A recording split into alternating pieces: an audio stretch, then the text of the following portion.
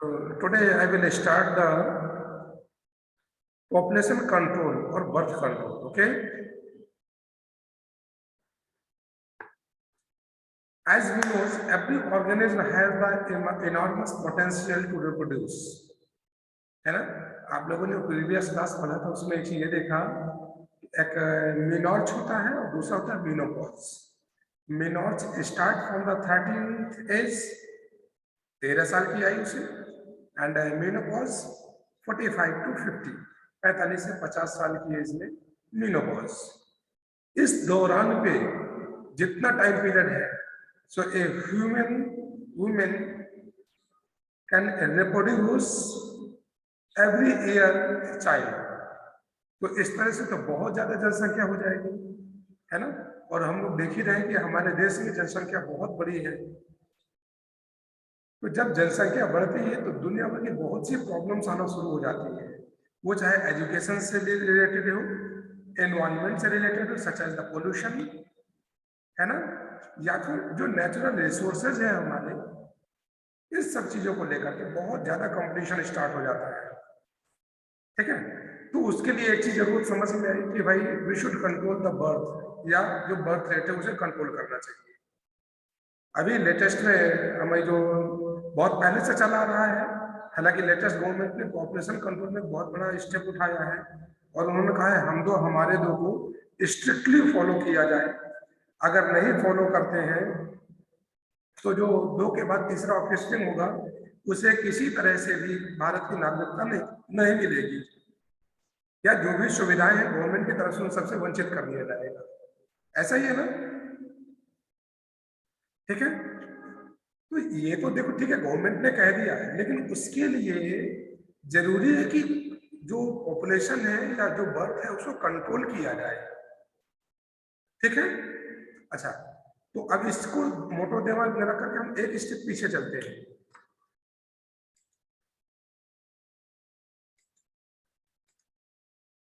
Population बढ़ कैसे रही है? ऑब्वियसली न्यू ऑफिसमें जन्म ले रहे हैं. कैसे? फर्टिलाइजेशन हुआ, यानी कि एग और स्पर्म का जब फर्टिलाइजेशन हो जाता है तो जाइगोट बनता है, उससे फीटस बनता है, और फीटस से फिर न्यू बेबी का बर्थ होता है. राइट. अगर किसी तरीके से स्पर्म और एग के फ्यूजन को रोका जा सके तो फर्टिलाइजेशन नहीं होगा. फर्टिलाइजेशन नहीं होगा तो जाइगोट नहीं बनेगा, एम्ब्रियो या फीटस नहीं बनेगा, और फर्दर न्यू ऑफस्प्रिंग का जन्म भी नहीं होगा. तो अल्टीमेटली जो पॉपुलेशन कंट्रोल है उसका जो सबसे की पॉइंट क्या है? Prevent the fertilization of the ovum. Ovum को फर्टिलाइजेशन से रोक देना. और अगर ओवम को फर्टिलाइजेशन से आपने रोक दिया तो ऑब्वियसली फर्टिलाइजेशन नहीं होगा, तो नए बच्चे का जन्म नहीं होगा और पॉपुलेशन ऑटोमेटिक कंट्रोल में रहेगी. ठीक है. क्योंकि अगर पॉपुलेशन कंट्रोल रहेगी तो हमारे पास बहुत से अपॉर्चुनिटीज रहेंगे, such as better health. Right. एक बेटर हेल्थ की कंडीशन हमको मिलेगी. ठीक है. दूसरा, रिडक्शन इन मोर्टेलिटी रेट. जब आपको एक अच्छा मेडिकल हेल्प मिल जाएगा तो जो मोर्टेलिटी रेट है उसमें भी कमी आएगी. More children reaching the reproductive age. ज्यादातर बच्चे रिप्रोडक्टिव एज को पा पाएंगे. कारण क्या है? जब बहुत ज्यादा पॉपुलेशन होती है तो ना तो मेडिकल फैसिलिटीज हर बच्चे को मिल पाती है, और ना ही पेरेंट्स सबको ध्यान दे पाते हैं. नतीजा बीच में ही बीमारियां होती है और बहुत से बच्चे खत्म हो जाते हैं रिप्रोडक्टिव स्टेज पहुंचने के पहले. Again, I'm seeing everybody off their videos. Why it is? Let me know whether you are present in the class or not. Everybody open your videos. Aman Misra, Ayush Misra.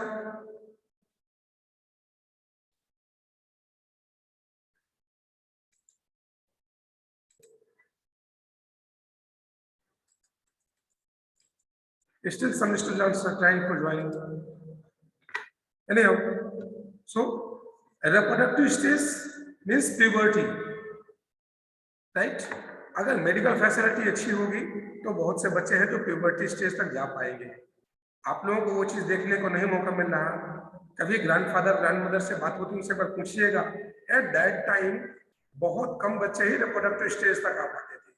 हो सकता है किसी parents के 8-10 बच्चे हों जिसमें से 5 या 6 सर्वाइव किए, 3-4 ऐसे ही खत्म हो जाते है ना। अच्छा, दूसरा क्या है, lack of education and awareness. अगर पॉपुलेशन ज्यादा होगी तो एजुकेशन प्रॉपर्ली सबको नहीं मिल पाएगी और अवेयरनेस भी नहीं हो पाएगा, है ना।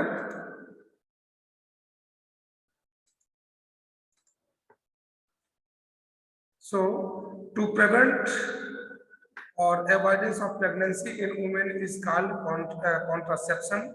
मैंने अभी बताया था आपको कि किसी भी तरीके से स्पर्म और एग के मीटिंग को या उनके फर्टिलाइजेशन को रोकना है, और इसको टेक्निकली जो टर्म देते हैं, this is termed as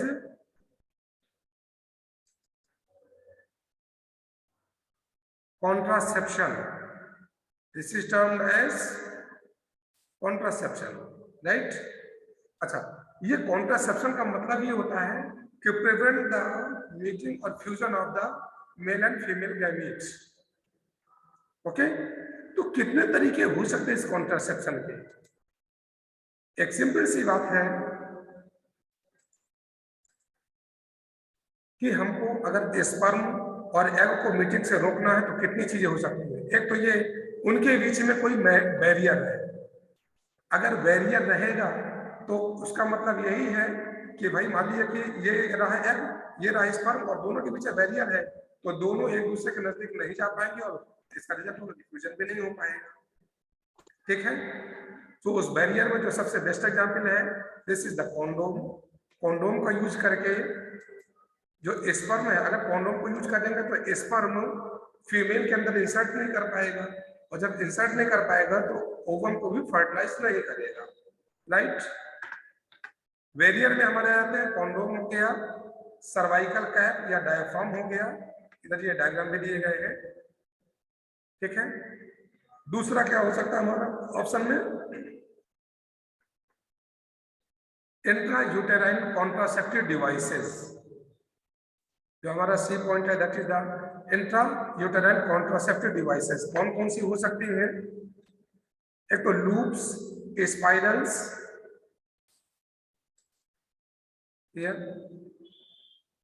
loops, spirals, ring, वॉस एंड सील। ये इतनी चीजें हैं जो इनको रोक सकती है, इंक्लूडिंग प्रॉपर्टी, राइट। ये इनके डायग्राम बने हुए हैं यहां पर।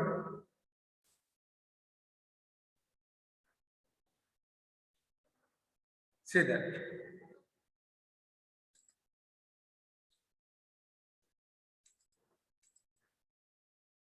This is cervical cap. This is intrauterine contraceptive devices. This is copper T. और इसको कैसे इंसर्ट करते हैं आप इस तरह से समझिए इसको।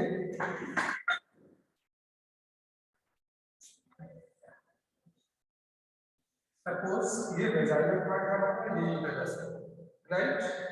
तो इसको इस तरह से इंसर्ट किया गया, ये यहाँ गया, और जब इसको वापस लाते हैं तो जैसे अम्ब्रेला होता है इस तरह से, ये जब वापस आता है यहाँ से, ये इस तरह से करेगा, राइट। अच्छा,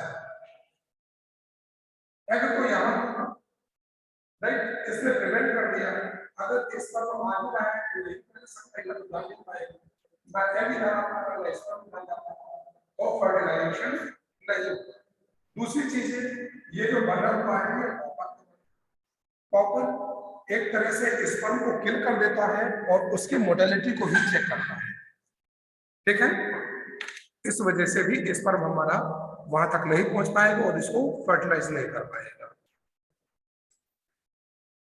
regular medical advice should be taken before using contraceptives, oral pills etcetera and be updated of their side effects. देखो बहुत सी चीजें उनके साइड इफेक्ट भी होते हैं, हम लोग इसको सीखते हैं, जानते हैं, समझते हैं, लेकिन डॉक्टर के सुपरविजन में करना चाहिए, राइट? अर्स, very good, you are physically present, right? Next, oral pills. अब देखो ओरल पिल्स का थोड़ी सी समझ लेते हैं। कुछ हार्मोन्स हैं, मैंने जब आपको मेंस्ट्रुएशन पढ़ाया था तो उसमें बताया था कि हार्मोन्स बहुत बड़ा रोल प्ले करते हैं मेंसेस कॉज करने के लिए या फिर मेंसेस को प्रिवेंट करने के लिए, ठीक?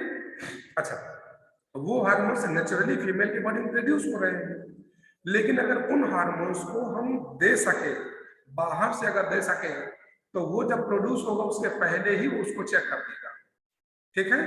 तो इसके लिए बहुत से कॉन्ट्रासेप्टिव पिल्स बनाई जाती हैं। Oral pills contain hormone which prevent ovulation, right? अब एक छोटा सा समझिएगा, ल्यूटिनाइजिंग हार्मोन है which is secreted by the anterior pituitary. Anterior pituitary LH hormone को सेक्रेट करता है। This LH hormone stimulate the ovulation. अच्छा, अब समझिए, अगर किसी तरीके से एंटीरियर पिट्यूटरी को मैसेज दिया जाए कि you should not release the LH hormone, वो ल्यूटिनाइजिंग हार्मोन ना रिलीज करे, तो ल्यूटिनाइजिंग हार्मोन रिलीज नहीं होगा और ओवरी से एग बाहर ही नहीं आएगा। जब बाहर ही नहीं आएगा तो फर्टिलाइजेशन अपने आप चेक हो गया, सही है ना? See that these pills act on hypothalamus, क्योंकि हाइपोथैलेमस अल्टीमेटली मैसेज करता है ना, they have in the hypothalamus, pituitary gland and ovaries, ठीक है?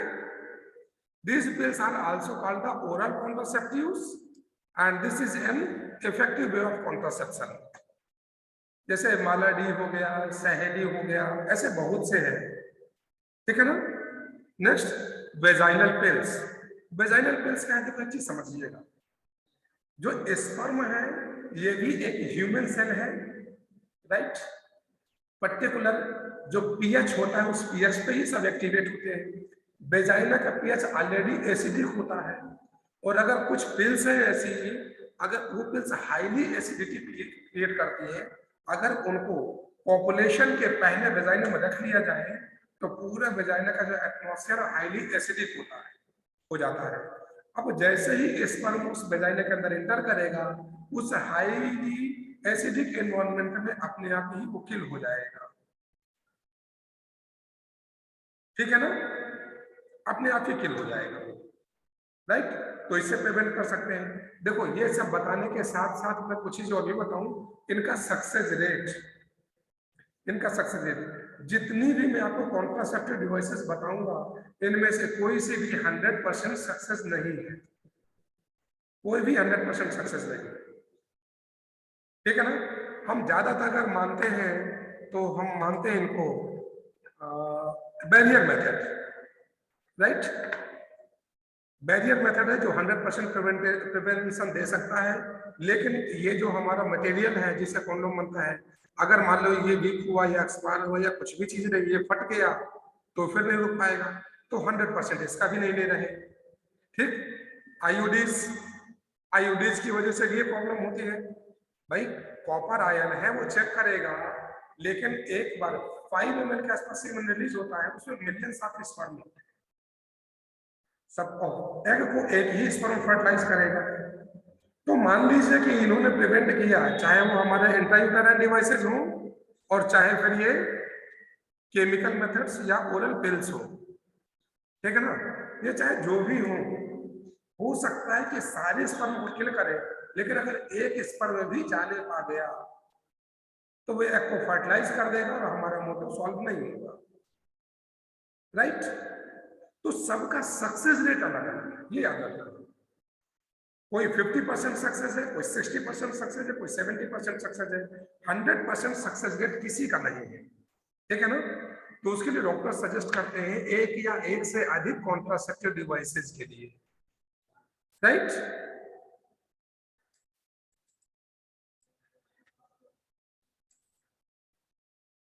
Next, surgical method. Surgical method को माना जाता है कि लगभग 100% सक्सेस है। इसमें करना क्या है, देखो ये मेल रिप्रोडक्टिव पार्ट है हमारा, और ये टेस्टिस है और टेस्टिस से वॉसा डिफरेंशिया स्पर्म लेके आ रही है और फर्दर ये यहाँ से इजेक्युलेट होगा बाहर। ठीक है, अगर हम इस वॉसा डिफरेंस को काट दें और काट के यहाँ पे बाइंड कर दें, ठीक, तो होगा क्या कि ये स्पर्म यहाँ बनेगा, यहाँ तक जाएगा, लेकिन ये इधर नहीं आ पाएगा। जब इधर नहीं आ पाएगा तो ऑब्वियसली जब स्पर्म निकल ही नहीं रहा तो फर्टिलाइजेशन भी नहीं होगा, चेक हो जाएगा। ठीक है, लेकिन जनरली लोग इसको प्रेफर नहीं करते। सबसे पहली चीज क्या है, मेल डोमिनेटिंग सोसाइटी, एक जो सबसे बड़ा इश्यू है। दूसरी चीज क्या है, लोग कहते हैं इसकी वजह से लेजीनेस आ जाता है, मेल को बहुत ही फिजिकल वर्क करना पड़ता है, हार्ड वर्क करना पड़ता है, राइट। तो उनको ये लगता है कि इसके बाद से लेजीनेस आ जाता है और फिर वो उस अपने जो भी दूसरे दैनिक काम है उनको अच्छे से परफॉर्म नहीं कर पाते, इसलिए अवॉइड करते हैं। नेक्स्ट ऑप्शन हमारा है, दिस इज द वैसेक्टोमी, इसको टेक्निकली हम लोग बोलते हैं vasectomy, and this is tubectomy, right. Here this is the ovary, this is infundibulum, ये ओवरी से एग इनफंडेबुलम में एंटर करेगा और यहां से स्पर्म आएगा, राइट, और यहां फर्टिलाइजेशन होना है इसको। ठीक है, अगर यहां से इन्होंने इस ओवरी का जो फैलोपियन ट्यूब उसको कट कर दिया तो यहां से स्पर्म भी नहीं जा पाएगा, इधर से एग भी यहां नहीं आ पाएगा, इसके जरिए भी प्रिवेंट किया जा सकता है। ठीक है, एक और खासियत, अगर कोई जो कपल्स हैं वो चाहते हैं कि बस अब हमको बच्चे चाहिए ही नहीं, फाइनल डिसीजन, तब वो ट्यूबेक्टोमी या वैसेक्टोमी प्रेफर करते हैं, राइट। अदरवाइज अगर उनको ये लगता है कि दो बच्चों के बीच में गैप करना है, भाई अभी एक ऑफस्प्रिंग हो गया, अब हमको 3 ईयर 4 ईयर और 5 ईयर के बाद दूसरा बच्चा चाहिए, तो उसके लिए ये टेक्निक सक्सेस नहीं है।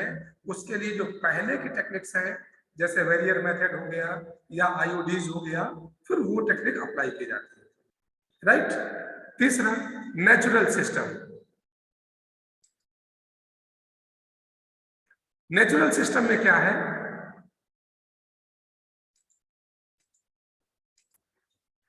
नेचुरल सिस्टम में अब कुछ ही देख लेते हैं। एक तो ये कि ड्यूरिंग पॉपुलेशन जब मेल को जैसे ये लगता है कि अब स्पर्म इजैकुलेट होने वाला है तो वो पेनिस को विथड्रॉ कर देगा। ठीक है, जब वेजाइना से पेनिस विथड्रॉ हो जाएगा तो जो भी है वो बाहर डिस्पोज होगा या इजैकुलेट आउट होगा, फीमेल के बॉडी के अंदर नहीं इजैकुलेट होगा। जब बॉडी के अंदर इजैकुलेट ही नहीं होगा तो स्पर्म नहीं पहुंचेगा और फर्टिलाइजेशन नहीं होगा। ठीक है, लेकिन यहाँ सबसे बड़ी प्रॉब्लम यही है, सावधानी हटी दुर्घटना घटी। ठीक, दूसरी चीज क्या है, लैक्टेशनल एमेनोरिया। एक चीज बता आपको, जो लैक्टेशन है ये होता है ऑक्सीटोसिन हार्मोन की वजह से, और ये ऑक्सीटोसिन हार्मोन ये प्रिवेंट करता है मेंसेस को। ठीक है, तो जब तक मदर अपने बेबी को मिल्क प्रोड्यूस करा रही है या फिर उसको लैक्टेशन करा रही है तो तब तक ऐसा माना जा रहा है कि मेंसेस स्टार्ट नहीं होंगी और इस तरह से फर्टिलाइजेशन भी नहीं होगा। इसका ड्यूरेशन 6 मंथ तक का दिया जाता है, जो कि सही नहीं रह गया। गलती क्या होती है कि फीमेल को कब पता चलेगा कि हमारा लैक्टेशन एमेनोरिया का टाइम ओवर हो चुका है, उसको नहीं पता चलता। उसको तब पता चलेगा जब सबसे पहली बार मेंसेस आ जाएगी। ठीक, लेकिन मेंसेस के पहले ओव्यूलेशन हो चुका है। भाई एक बार ओव्यूलेशन हो चुका है, एग फर्टिलाइज नहीं हुआ तो फिर मेंस्ट्रुएशन साइकिल स्टार्ट, सही ना। और अगर मान लीजिए फर्टिलाइजेशन हो गया तो मेंसेस भी स्टार्ट नहीं होगी और लगेगा यार ये लंबा बहुत टाइम खींच रहा है, और कुछ समय के बाद पता चलेगा भाई ये लंबा खींच नहीं रहा है, प्रेगनेंसी कॉज हो गई है। तो गांव में देखा जाए जो रूरल एरिया के लोग हैं जिनमें बहुत ज्यादा अवेयरनेस नहीं है, उनमें देखें तो दो जो बेबीज हैं उनके बीच में अंतर मुश्किल से 1 साल का होता है ना। तो लैक्टेशनल एमेनोरिया ये 3 मंथ भी हो सकता है, 4 मंथ भी हो सकता है, 5 मंथ भी, 6 मंथ भी, अप टू 6 मंथ। सबका अलग अलग केस है, इसलिए इसको जनरलाइज तो नहीं कर सकते कि सब लोग इसी नियम को फॉलो करें। ठीक, इसका ये ड्रॉबैक हो गया। दूसरा, सेफ पीरियड और रिदम मेथड। सेफ पीरियड को समझने के लिए छोटी सी चीज आप समझे। ये मेंसेस साइकिल का है, first day, fourth day bleeding phase जब तक ब्लड आउट होगा, 14th day ovulation. 14th day पे ओव्यूलेशन। ओव्यूलेशन का मतलब ये ओवरी है, ओवरी से एग यहां आएगा किस 14th डे। अब समझिएगा यहाँ पर 10, 11, 12, 13 इधर 15, 16, 17। अब इसको समझिए, स्पर्म और एग ये दोनों कितना ले सकते हैं, लगभग 72 आवर्स तक, दैट इज 3 डेज।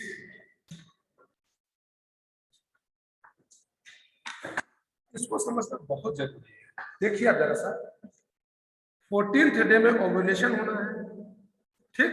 अच्छा, अगर फर्टिलाइजेशन या कॉपुलेशन या मेटिंग कब हुआ था हमारा, 13वें दिन 13th डे पे, तो 24 आवर का डिफरेंस आया, ठीक है। तो एग तो अभी नहीं है, लेकिन स्पर्म वेट कर रहा है ना, स्पर्म वेट कर रहा है। जैसे ही एग आया फर्टिलाइजेशन हो गया, ठीक। तो 11, 12 और 13 ये 3 दिन तक स्पर्म वेट कर सकता है, और अगर स्पर्म के वेट करते करते एग आया तो फर्टिलाइजेशन हो गया। सिमिलरली एग भी 3 डेज वेट कर सकता है, 15, 16, 17, ठीक है ना। तो ऐसा मानते हैं कि अगर जो ओव्यूलेशन का डे है उससे 3 दिन पहले और 3 दिन बाद, यानी कि ये 6 दिन का जो टाइम है, ये फर्टिलाइजेशन के लिए सबसे परफेक्ट टाइम है। वो कपुल जिनको बच्चे नहीं होते तो डॉक्टर उनको एडवाइस करता है कि जो ये 14th डे ओव्यूलेशन का डे है, उस टाइम पीरियड पे या इन 6 डेज के टाइम पीरियड के अंदर अगर मेटिंग करेंगे तो फर्टिलाइजेशन के चांसेस बढ़ते हैं। तो सेफ पीरियड क्या हो गया, 10th डे के पहले 4th डे तक तो क्या है, ब्लीडिंग फेज है, 5, 6 प्रेपरेटिव फेज है, तो 6 से 10 दिन के बीच में ये सेफ टाइम है, और इधर 17 के बाद 28 डे तक इधर सेफ टाइम है, ठीक है ना। तो ये सेफ टाइम हो गया। अच्छा, अब एक चीज और समझिए, 14th डे पे ओव्यूलेशन होगा, ये जरूरी नहीं है, इंडिविजुअल में ये आगे पीछे भी हो सकता है। तो अगर हमने सिर्फ यही 6 डेज ले लिया टाइम पीरियड, और हो सकता है उनका साइकिल थोड़ी सा आगे पीछे हो गया, तो भी जो मोटो है वो सक्सेस नहीं हो पाएगा, है ना। इसका मतलब इसमें भी 100% सक्सेस रेट नहीं है, ठीक। तो कुछ चीजें कॉमन हो गई। ये जितने कॉन्ट्रासेप्टिव डिवाइसेस बताए गए हमको, एक बार फिर से हम देख लेते हैं इनको।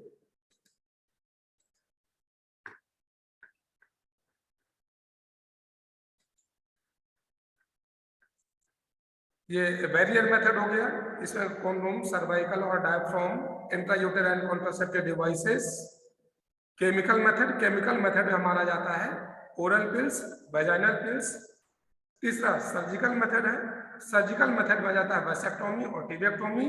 और लास्ट वन है हमारा नेचुरल मेथड, जिसमें विड्रॉल, लैक्टेशनल एमेनोरिया और सेफ पीरियड होता है, राइट। इनमें से कोई भी 100% सक्सेस नहीं है, लेकिन डॉक्टर एडवाइस करता है। इसीलिए करते क्या है, एक या एक से अधिक, 2 या 2 से अधिक कॉन्ट्रासेप्टिव डिवाइसेस को यूज कर लेते हैं प्रिवेंशन के लिए।